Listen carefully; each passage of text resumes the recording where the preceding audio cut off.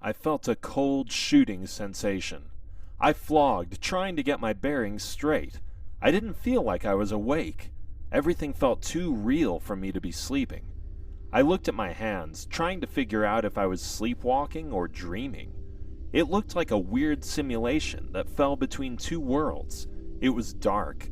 I was surrounded by fog-like smoke that hovered all around me. It looked like some type of high-tech prison. I walked in a haze, surveying the walls and surroundings. I heard voices in the distance and made my way toward them. "Leave now!" I heard a voice scream. I moved into cover at the sound of the outburst. The voice was loud and thunderous. It sent a shiver up my spine. I crept, pressing myself against a wall. I surveyed the surrounding area, trying to figure out where I was.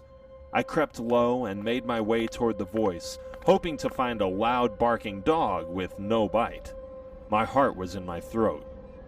"Why so upset?" replied a different voice in a provoking manner. As I crept closer to the voices, I felt a familiar sick feeling come over me. But this time, it was the sick feeling I felt in New Angela's times 100. Every cell and fiber of me was being absorbed, leaving me weak. My skin felt like I was experiencing a cold burn. The pain was so severe, I collapsed. "You're the reason I'm here," the first voice replied. "You deceived me." "Samyaza, you made your choice," the other replied in a mocking tone. "I simply empowered you to exercise your free will." I stumbled to my feet, fighting to make it to the voices I was hearing. I propped myself on the wall and endured the pain to quench my insatiable curiosity. "My children are damned because of you," the voice replied. "You are a brother. How can you have seen the face of God, been in his presence, yet be this way?"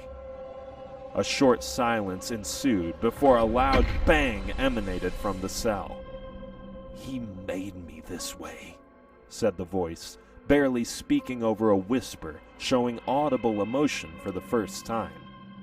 A contemptuous chuckle followed his words. "He made you," the other voice replied. "You made your decisions." The voice chuckled once again in a mocking tone. "That's what makes them better than you. That's what makes him better than you. They blame themselves and ask for forgiveness because they know without him they are lost. You blame him and are unrepentant in your sin. Therein lays the ability to handle free will. That's an ability you don't possess. I failed, but I have asked for forgiveness for the sins and chaos I caused. So no, I will not assist you. I will wait on Father Yahweh's command and judgment," the voice replied. "Then I will use your sons," the voice replied angrily. I leaned against the wall and peeked around the corner, finally in surveying range. I was surprised to see no one there. I felt a pulling sensation, then a shocking jolt as if I was thrown back into my body. I forced myself upright in my bed in a cold sweat. "What the?" I exclaimed, frantically surveying the room. The light from the window shined through like a cleansing stream. I massaged my face with my hands. I felt so lost. What was that? And where was I? It all seemed so real. I looked around the beautiful room. It looked like something out of a sci-fi movie. The technology was unreal. Every step I took on the hardwood floor generated a signature that set off a holographic interface that pinged around the room before landing on my watch. Body temperature and heart rate are stable, 7.86 hours of sleep, minor headache, and distress signal during REM sleep. Executing vitamin and bio remedy. Remedy initiated, said the watch, as a small pie chart showed a progress meter. It stalled before filling up to 100%. A light emanated from my watch and covered my entire body. Immediately, every ache, pain, and scratch on and in my body vanished. The light evaporated into my watch as I checked my body visually. I felt terrific. The slight hunger and exhaustion I normally felt in the morning was gone. I felt like someone had given me a B12 shot. "Vitamin and bioremedy complete. Have a nice day, Mr. Eli," said a voice emanating from the watch. I stretched more out of habit than anything else. I walked into the bathroom and cleaned up before reaching in the closet and grabbing my uniform from the day before. Just looking at it made me think of where I was just a day earlier. Things couldn't have gone any worse. After the day before, I was done with the Heaven Realm. It felt like I was on an emotional roller coaster the entire day. I cleaned up and got dressed. A million thoughts went through my mind. The trials, Sai, and to make matters worse, the dream hung in the back of my head like a nervous tick. I figured it was normal to dream in the Heaven Realm, but even here, a dream that vivid had to be weird. I figured I'd hold it in until I understood things a little more. "Good morning, cuzzo," Sam replied, throwing his arm around my neck as I left my room. Through the early morning episodes, I forgot the news from the night before. I showed a slight smile, then moved toward the stairs. Pete sat on a couch in the middle of the living room as a news report echoed loudly in the background. He maneuvered his head around, smiling as I made my way down. "Good morning, Tim," he replied. I nodded in his direction. We hadn't spoken since my outburst from the night before. We rarely fought about anything, and the fact that it was about Sai made things all the more awkward. We awkwardly exchanged acknowledging nods. I made my way to the couch and plopped down next to him. "Look," he said, lowering his head diffidently. "Last night, I know what you meant." I cringed at the sound of his words. The last thing I needed was to get into a verbal spar with him. "I got a little," I replied, trying to apologize before he could speak. "No, you were right," he cut in, catching me off guard. "I mean, about everything, you were right. The battle, the fame, it was going to our heads, but Sai's injury should have knocked me out of it." He raised his head and stared me in the eye with an appreciative look. "I'm just ashamed that it didn't," he continued. "You're right, Sai, she wouldn't have done that. I was so caught up in this Heaven Realm that I forgot about what she could be going through even if she wasn't dead. You, Jacob, and Luke, you guys are used to this type of thing. The rest of us aren't. It's not an excuse, but maybe it's a reason. Regardless, you were a better friend than I was." I shook my head at the irony. "Come on, Pete," I replied, believing he was grandstanding. "How many times have I—" "No, I'm serious," he replied, cutting in again. "You weren't just being a better friend to Sai. In a way, you were being a better friend to me. I guess what I was trying to say is, thanks." His words were calming. I acknowledged them with an affirming nod. "Yeah, same here. Sai's a great friend, and for a while, she was my only friend. Without her, who knows if I would have even been here with friends and even family now. Just thanks for setting us straight. We needed to hear what you said," Sam replied from over our shoulders. I nodded once again, acknowledging his statement. He made his way around to the chair Pete and I were seating around and plopped down. As we turned toward the large television-like screen in front of us, it began to play. "What are you guys watching?" I asked, changing the subject. "I'm sort of embarrassed to say after our words, but well, not us, but the Light Guard trials," he replied with a remorseful demeanor. "Who am I, Jacob?" I replied playfully, offended by his demeanor. "Sai's okay. There's nothing wrong with checking out the trials, especially considering we don't know anything." They nodded with relieved demeanors as we turned toward the screen. The screen looked like one of the sports television shows from the Earth realm. There was a beautiful, dark-skinned woman with beautiful hazel eyes. She sat between two men, one with dark brown hair who was smiling like he had too many teeth, and another was a man with long dreaded hair and a well-groomed goatee. They were in mid-discussion when we started watching. "Sam Corazon is the weakest link," said the dreaded man, catching us all off guard. I turned to Sam as he sat forward with an attentive glance, staring at the screen. "Come on, that's not fair," the lady replied.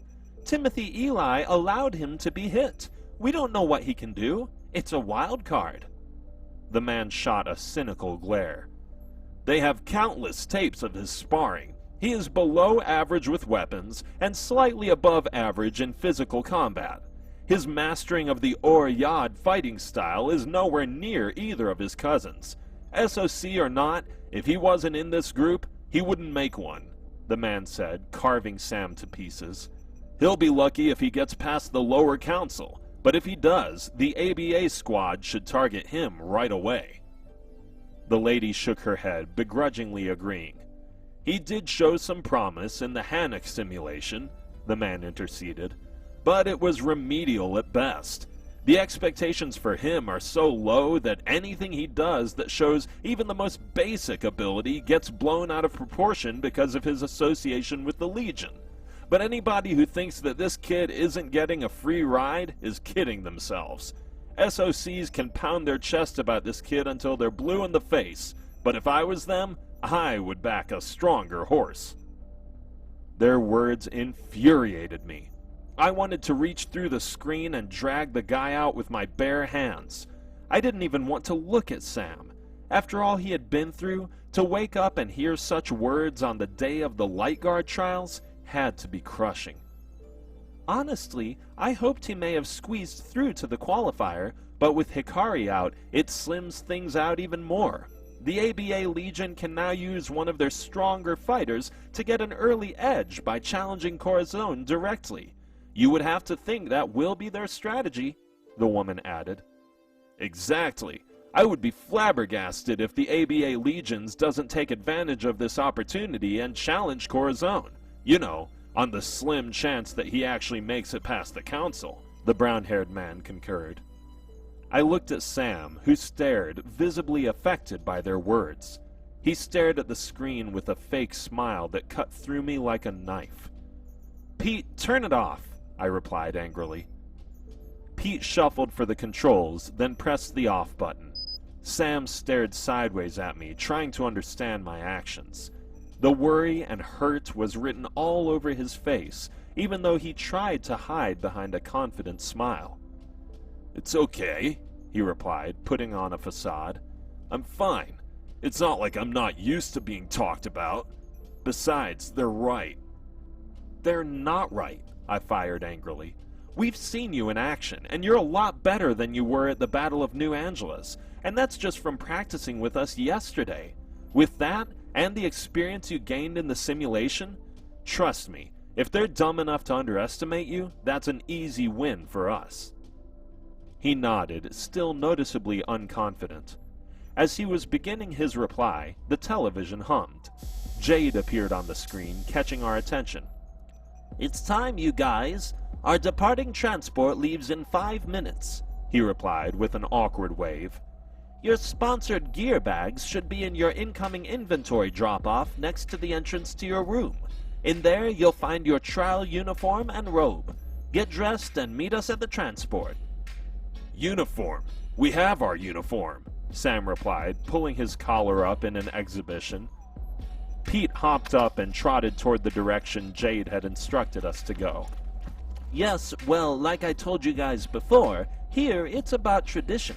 The uniform and ceremonial robes are specific for the trials. They represent your tribes and your legion specifically. I'm sure you'll love them," he replied. We nodded as Pete came and tossed us each bags with the Revelations emblem on the outside of them. I threw the bag over my shoulder and trotted to my room to get dressed. I opened the bag and saw an emblem much like the emblem that hung from my father's medallion.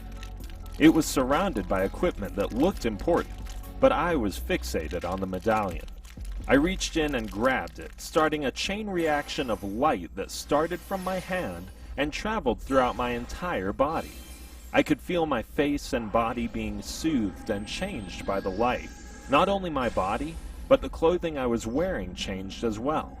When the light finally disappeared, I was covered in a pearl-white robe with yellow and gold trim. The material was like nothing I ever felt before. It was like a sheet metal, but breathed as soft as cotton. Before I had a chance to gush over my shiny new robes, Sam and Pete came tumbling through the door. "Is this not the most awesome thing you've ever seen?" Pete responded, modeling as he spoke. "Yeah, look at these things," Sam seconded. Their clothing was identical to mine, aside from some slight color differences. Pete's trim was light green, and Sam's trim was ruby red. Under the robe were uniforms made with hard rubber like light armor. It was unworldly. "I couldn't have designed this thing any better," Pete continued. "It's better than Archangel." "I'm sure that's what they were aiming for, Pete," I replied sarcastically, tossing the bag over my shoulder. "Let's head to this thing." They both nodded before Pete stopped with a pondering grin. "What?" I inquired, noticing his demeanor. He looked me in the eye and chuckled. "It's nothing, just, it's really here," he replied. "It's finally about to start." I processed what he was saying for the first time. We were so young in our journey, but we had gone through so much already. After all the hoopla and circumstance, we were now headed to begin the trials. My heart started to speed up as I thought about it. Having problems that plagued my mind was actually a good thing. Now that the gorilla in the room had come out of hiding, I was nervous. Yeah, I stuttered. "Let's just hope we can survive it." Pete threw his arm over my shoulder as we exited my room. As we inched closer to the front exit, every step we took was bringing us closer to an experience that would change us forever. The halls were empty as we made our way to the elevator. The doors opened automatically, revealing Matthew standing with the same prosthetic smile as before. "Good morning, Mr. Eli, Mr. Selly, and Mr. Corazon. Are you ready for today's festivities?" Matthew asked robotically. "I wouldn't say we're ready, but we're dealing," I replied sarcastically. As I replied, the floor bell binged. "Well, I'm sure you will perform admirably," he replied. "Thanks," we replied in succession as we exited the elevator. The media was waiting, flashing and snapping pictures as we made our way through the lobby, but the commotion and madhouse atmosphere around us made it so we didn't stick out like we normally did. I lowered my head as a flash went off feet away from my face. I sped up my walk, trying to get to the hotel doors before the media attention surrounded us once again. "Hurry up, you guys," I ordered, holding the door open as Pete and Sam made their way through. The outside was just as crazy. Prospects were running back and forth through the courtyard like kids on the first day of school. "Thetas," said a familiar voice. It was Jaden. I found him among the sea of students as he and Ariel made their way over to us. "How's it going?" he said, greeting us with handshakes. Ariel greeted us with hugs as I stood humbly, trying not to make eye contact. "We just wanted to wish you guys good luck today and—" He paused proudly as if he was fighting the urge to say his next words. "Last night, we were kind of insensitive to your situation. Hikari was your Legion mate, and without her we wouldn't have been able to do half of what we did. We should have understood why you wouldn't want to celebrate if she couldn't be a part of it. We just wanted to say we'll be praying for her. It would be a shame if someone as talented as she is didn't get a chance to show what she can do." Ariel stood subtly nodding to every word he said. "Don't worry about it, man," Sam replied. "Yeah, we get it," I added, shaking his hand. He smiled, nodding, happy that I had accepted his apology. "Well, we won't hold you up any longer. Alpha Beta is a beast to corral, but you guys are no poodles. Just remember, the way to unlock power is faith, patience, and insight. You guys have more potential than any Legion I've ever seen, and we've already decided that if you guys pass the trials, we'll consider any school you choose. You guys are going to do something great through the power given to you by Father Yahweh and the Savior Jesus Christ Emmanuel. We just want to be a part of it," he continued, looking at us stern as he spoke. Not one for sentimental moments, I stood speechless until Pete intervened. "It would be an honor to have you guys with us," he replied, patting Jaden on the shoulder. "Well, you guys go kick some butt. We'll see you guys when the bodies have fallen," he replied with a proud smile. "Thanks, Jaden. Same to you," I replied, giving he and Ariel high fives just before we exited. Sam continued to wave to them as we made our way to the transport. It was the same limo that dropped us off the day before. 5 minutes, Tim, Jade replied, pointing at his watch. I stared at him, slightly offended by his statement. "Well, we didn't get an ETA about anything until about 10 minutes ago, so that falls on you and Max," I replied, stepping in the limo. He stood with a dense look on his face, realizing I had a point before piling in after us. The feel of the car was so intense that I could actually feel it. They all looked so nervous. We nodded, acknowledging each other as we made our way to our seat. They all adorned a uniform identical to ours except for trim. Jacob's trim was navy blue, Uriah's was garnet brown, Luke's was black, Danielle's was pink, Eve's was royal blue, Zek's was dark green, Joe's was orange, and Beth's trim was purple. They stood on pins and needles. Even the twins, who normally couldn't sit still, seemed nervous. Eve didn't notice me until I accidentally bumped her as I sat down. "Did someone die?" I replied, trying to change the feel in the van. There was a nervous chuckle that erupted, but no one added to or kept the feel up. Everyone immediately went back into their nervous shells, staring out the window while fixing their clothing and hair. "How's your morning been?" Eve finally asked.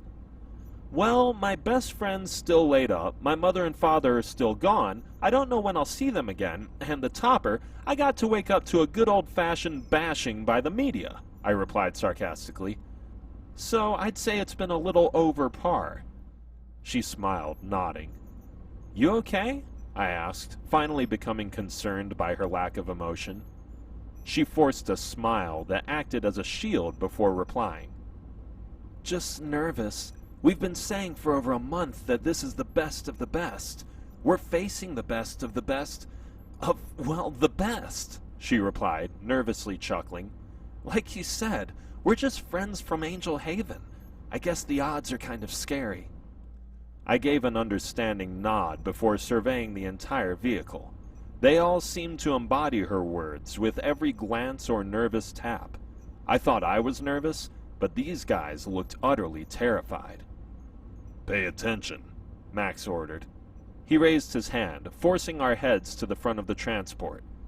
"As I stated before, the trials consist of the council evaluation, the relic undertaking, and the duel," he continued. "The banquet, ceremony, and celebration are done. The trials will begin upon our arrival. We have our coordinates, and once we arrive, the other side of that door will serve as a portal door." We stared at the transport door as his finger pointed in its direction. Things were going a lot faster than I expected. It was really about to start. Now I could understand why they were so worked up. Any of us could be thrown into a battle. Any of us could be chosen. I gripped my bag, rocking back and forth as the tension started to surge through my body. At any minute, in front of billions of people, I could be fighting in one of the most significant battles of my life, and I was ill prepared for it. My stomach was in a knot with every epiphanic thought that occurred to me. "The door will lead you to the center of the arena. The Legion General and Captain will travel to the center of the stadium, while the rest of the Legion will stand and wait until after the Kenegdo," he continued. "Kenegdo?" Sam questioned. "Yes, the Kenegdo, or meet, is just as it sounds. It's a meeting before the two legions battle. During this meet, the legions select their Samchut, or authority. This authority is deemed untouchable throughout the process because he is the leader in the event that the legion trials end in a tie. He cannot be challenged to a duel, nor does he have to participate in a relic undertaking. He must pass his council evaluation, but that is all that is demanded," Jade explained. His sole job is to lead the remaining Legion members into the final duel in the event that the trial ends in a tie. From the sound of his words, I wanted that spot. It took a whole lot of pressure off, at least for the time being. "Well, who's ours?" I replied, catching the gaze of everyone in the transport. They all looked with bated breath. The tension was driving me crazy. The anxiety had my heart beating a mile a minute. Who wouldn't want to get a free pass? "That's up to your Legion captain, Jacob," Max replied, pointing at Jacob as he spoke. Jacob looked surprised and unprepared as he sat forward in his seat. "Wait, what?" he stuttered. "Well, you're the Legion captain, so that decision would be up to you," Jade added. Every eye in the transport locked in on Jacob. He scratched the back of his neck bashfully, then furrowed his brow, contemplating to himself. This Samchut, he would have to be a leader, someone who could analyze and use every resource or asset, yet still be diverse in their planning because there's no telling who they could be left with in the end, he replied, knocking me out of the running. He scratched his chin as if to be giving it a second thought. "Uriah," he replied, pointing his finger like a shotgun. "It'll have to be you." We all let out a collective groan. "Why Uriah?" Danielle questioned, turning to Jacob, disappointed. "Well, it was either him or Pete," he replied, catching us all off guard. "And quite frankly, Pete is more expendable." Pete turned toward Jacob with a gaze that fell between confused and offended. "What do you mean?" I fired back angrily. "Did you see the Hannock simulation? Pete's the best strategist we have." Jacob shook his head in disagreement. "The simulation is the reason for my decision," he continued. "Pete's a genius, but he's young. He doesn't have the years of research about the Heaven Realm that you does, nor does he have the research. That lack of experience led Pete to make a lot of mistakes that got you guys in a lot of trouble that could have been avoided if he knew some of the most basic things about the Heaven Realm. It's not his fault, but he just doesn't have the experience to match the kids we'll be up against." I wanted to argue and tell him he was wrong. I wanted to stick up for my friend, but truthfully, I knew he was right. After all, if Pete had more experience in the Heaven Realm, we probably wouldn't have gone into the simulation to begin with. It was a hard pill to swallow, but Jacob was right. Pete nodded in agreement, although I knew deep down Jacob's words had to sting. Pete was a proud kid, especially when it came to his intelligence, but with Sai's mishap under his command, how could he argue Jacob's decision? "Well, now that that is decided," Max interceded. As he spoke, the transport came to a stop. I sat up and threw my bag over my shoulder. I couldn't have been more unconfident. I was unconfident in my skills, my experience, and even my merit for being in the trials to begin with. My heart jumped into my throat as we made our way to the door. "It's showtime," Max continued. You could cut the tension with a knife as we emptied out of the transport. The crowd exploded upon our entrances. It was bedlam. The roar was deafening. The stadium was as big as 10 football fields. The fans sat high above us and had stadium-style seats shielded by a huge holographic wall that encased the battle arena. The portal door had placed us in the center of the stage. I covered my ears, trying to shield them from the ear-splitting noise as we made our way across the arena. It was beautiful, with 2 flowing streams on each side of us. We walked on a paved golden sidewalk that separated the 2 streams. In front of the streams was a beautiful battlefield with pure golden sand, surrounded by huge pillars and rocks. It was the perfect battle arena for a duel. It was perfect. "It's so loud!" I screamed. Eve pointed to her ears, signaling she couldn't hear me. "Stop here," Max ordered via BAU. "Your bench is over there." He pointed to a table that sat on the far side of the field. It had monitors and was encased in a holographic wall of its own. "Uriah and Jacob will go to the Kenegdo," Max continued. "There they will meet the opposing Legion captain and general. From there they will disclose who their authority is, and from there the two captains will throw dice using faith energy to decide which legion will have control first. We signaled we agreed. Jacob and Uriah stepped out of line as the rest of us headed toward our bench. They headed toward a pod-like elevator with Jade and Max as we entered our bench area. As soon as we entered, the roar of the crowd vanished. We could still see the people around going crazy, but we couldn't hear a thing. We maneuvered around until we were all sitting in a seat with a monitor in front of us. My heart was beating out of my chest. I wanted anything but to be in that situation at that moment, and it was driving me crazy. What had we gotten ourselves into? We were just kids. What were we doing? I thought, my mind going haywire with anxiety and pressure. I looked around, and the rest of the Legion was as scared as I was. As I sat with my stomach doing flips, Jacob and Uriah appeared on the television for the first time. The crowd was going crazy as the television cameras panned around the stadium. I leaned forward as the broadcast seemed to be just beginning. "Hello, everyone. I'm Bruce Davis, and this is my partner Mel Michael, and we are here for the first day of the Light Guard trials. We are proud to bring you one of the most hyped and anticipated Legion battles in the storied history of the trial." The television panned to Jacob and Uriah as they approached a platform with a man standing in the middle with a long blue and white robe. "The mediator for the Legion battle will be Yael Hinges. As it is done every year, both legions will reveal their authority, and then one of the most anticipated trials in years will be underway," Bruce continued. "Mel, who do you think will be the authorities for the two respective squads?" As they spoke, the camera panned to two males, one with black hair and the other with long, light brown hair. They sat at a desk as they spoke with their name tags underneath them. "Well, it's hard to say with the Theta Delta squad because they're such an inexperienced legion. I would think the safe choice would be Peter Selly, but with his lapses in the Hannock simulation, you have to think the Legion captain Jacob Eli will go with his brother or Uriah Jace," Mel explained, finishing his assessment with a smile. "As for the ABAs, my guess would be Kel Gabriel. He has been the Legion commander for over 700 A-rank missions. It would be hard to find a more experienced or better suited authority."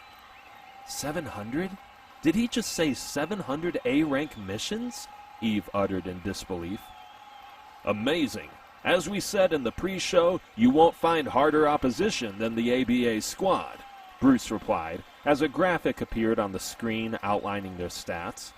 "Look at this. Over 1,000 A-rank missions and over 10 S-rank missions. Those are world-saving mission with no Light Guard certification.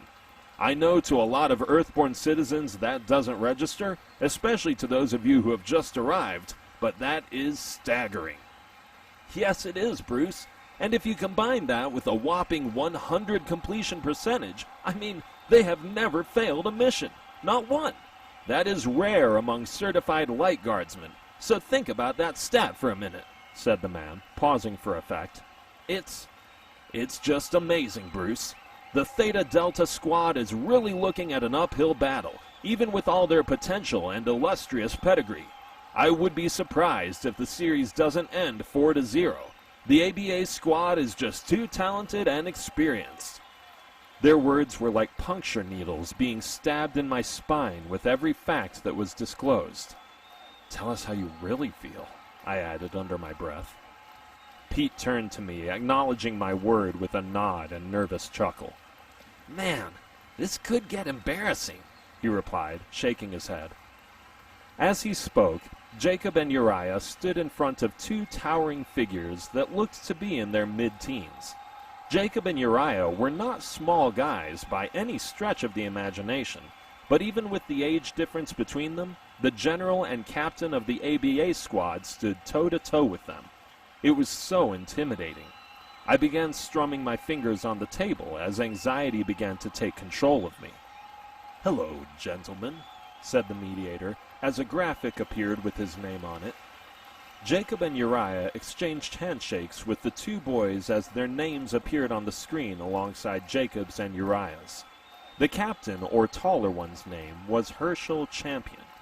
The general, or shorter one's name, was Leo Danks. Leo looked to be a teen, a little older than Jacob and Luke. If he were in the Earth realm, PED accusations would have been unavoidable. We joked about being superheroes. They looked the part. "It's an honor to meet you, gentlemen," Yale replied, separating the two gentlemen.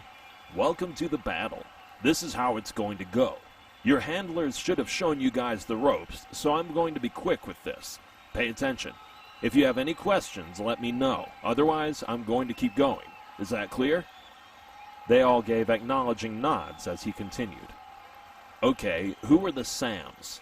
Yale continued, pointing in both directions. "Uriah Jace will be our Sam," Jacob replied, pointing in Uriah's record. "Okay, and Alpha Beta?" Yale pressed. "Our Sam is Abby Rhodes," Herschel replied, pointing in the direction of his legion as the camera zoomed in on the ABA squad. They sat behind a table that was identical to ours. I turned to Danielle at the sound of Yale's word. "Abby?" I asked, leaning over to see her as I spoke. "Is that the Abby you were talking about?" Danielle nodded in agreement, looking at the screen like she was looking at a ghost. "That is a surprise, Mel," Bruce cut in. The screen cut to Yale once again, separating the four prospects. "Definitely. Abigail is the youngest member of the ABA Legion in regard to experience," Mel critiqued. "She is an exceptional vert, but my guess is they are going to be aggressive, meaning they plan to duel to win this matchup. They want their best duelers available, and as good as Abigail Rhodes is, they have better head-to-head prospects. By taking Rhodes out of the equation, it leaves them with an excellent leader in the event that the match ends in a tie, and still gives them aces on board for the head-to-head competition. A very good decision by the young captain Herschel Champion." "What about the decision by the young, inexperienced captain Jacob Eli?" Bruce continued. "Well, as you stated, it was an inexperienced move," Mel continued. "Uriah Jace is one of the strongest pieces on the board. When you make him the Sam, it takes experience away from the little experience they do have. I understand the young man's thought process of getting someone with experience to lead, but to take him out for a scenario that may never play out is a gamble. He must really have confidence in the rest of his extremely young and inexperienced legion." As much as I loved to hear someone critique a decision made by Jacob, I was too nervous to bask in it. Mel made valid points. Why not put Sam or Beth in that position? Especially seeing as Sam was going to be the obvious target. I stared at the monitor as my confidence waned by the second.